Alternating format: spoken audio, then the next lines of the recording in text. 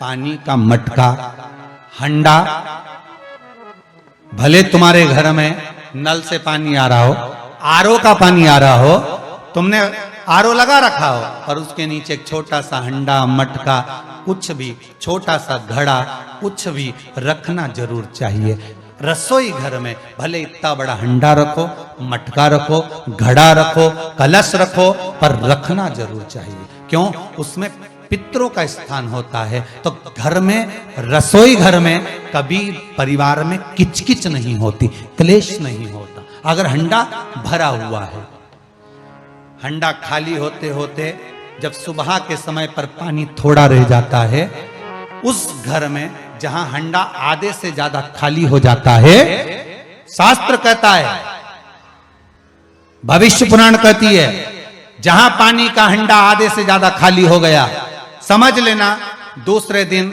रसोई घर में क्लेश जरूर होगा, यह पक्का। इसलिए हंडे की सीमितता देखी जाती है। मटके को, हंडे को, कलश को आधे से ज्यादा भरकर रखा होना चाहिए। भले आधे तक भरा रहे, पर आधे से नीचे नहीं जाए। उस घर में अब माताएं पूछती हैं, पंडित जी हमारे घर में बहुत क्लेश है, हमारी बहू सुनती नहीं, बहू के हमारी सास नहीं सुनती। क्लेश हो कहां से रहा है? जब तुम लड़की पसंद करके आई, उसका पांव देख के आई, 25 बार फोटो देखा, अपनी रकम तोड़वा तोड़वा के बहू को सोने की रकम चढ़वा दी, खुद ने अच्छी साड़ी नहीं पहनी, 10-10 हजार का सूट चढ़ा दिया, चुन्नी बेस, डब्बा दिया तैयार होने का, चप्पल दी नाप की, चूड़ी का नाप मंगवाया, इतना प्रेम, और घर पे आके जगदम्बा हो गई। कारण क्या है? इतना क्लेश कहां से आ गया? जब तुमने पसंद करी, तुमने देखी, लड़की वालों ने यहां देखा, लड़के वालों ने वहां देखा, जब एक दूसरे को देख के सब बात हुई है, संबंध हुआ, रात भर बात चली, फिर क्या हो गया?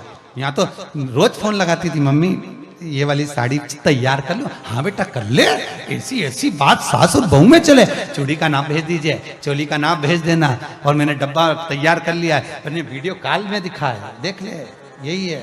चप्पल भी लिए, ये भी लिया, चोटी भी ली, गजरा भी लिया, दुनिया का सामान लिया, शादी करी ने 2-3 लाख रुपए तो गार्डन में खर्च कर दिए, ने लोगों के खूब चटाया, 2-3 लाख रुपए खाने में खर्च कर दिए, गिफ्ट भी दिया मेहमानों को। जब इतना खर्च करा, इतनी जोरदार बातचीत थी, फिर आखिर 1-2 साल में ऐसा क्या हो जाए कि ये जगदम्बा ने ये कात्यायनी हो जाए? कारण क्या है? वो कारण तो ढूंढो। अरे बोलो तो सही है कि नहीं है? कारण तो ढूंढो कि कारण क्या है ऐसा, कि क्या कारण हो गया? अब दोष दे नहीं कि माँ ने सिखा दिया होगा, और वो दोष दे, तुम तो अपनी माँ के ही हो, हमारी तो सुनो ही नहीं। अब वो इधर दोष, वो उधर दोष दे।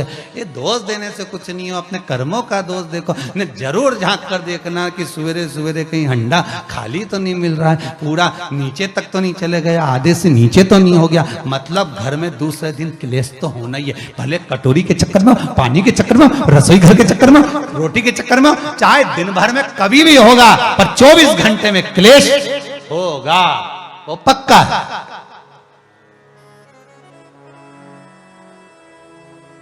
थोड़ा भरा। क्यों भरकर रखा जाता है मटका? क्यों भरकर रखते हैं हंडा? क्यों कहा जाता है कि जिस समय वास्तु पूजन होता है, पितरों के लिए पूजन करी जाती है, तो हंडा भरा जाता है, नया कोरा मटका, नया हंडा वास्तु पूजन में भरा जाता है। क्यों? और जब पंडित जी सिर पे मंगवाते हैं, नारी भर कर लाती है, गृह प्रवेश होता है, भरा हुआ मटका, खाली नहीं, भरा। और जब भरवाते तो इतना भरवाते कि उसका पानी उंडेलना चाहिए, वास्तु पूजन का नियम है।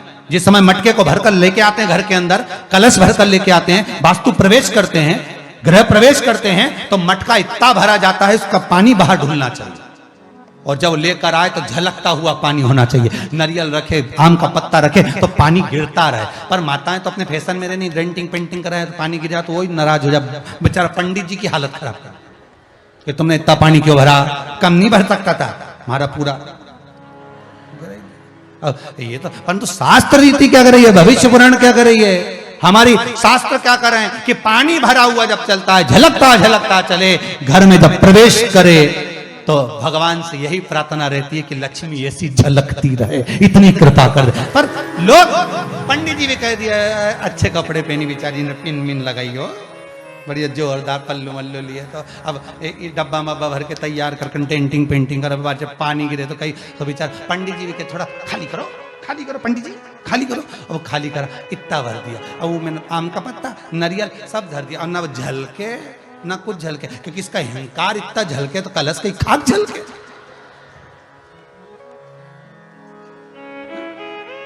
ये तो गृह प्रवेश कर रही तो अपने आप को ऐसी समझ रही कि महारा बराबर कोई नहीं बनाया ऐसी, और ऊपर से के फोटो खींचने वाला, फोटो खींच।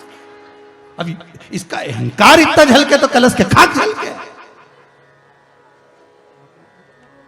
अब जो झलकना वो तो झलका ही नहीं, न झुमका झलका, और कहा मतलब का झलका है सो झलके सो।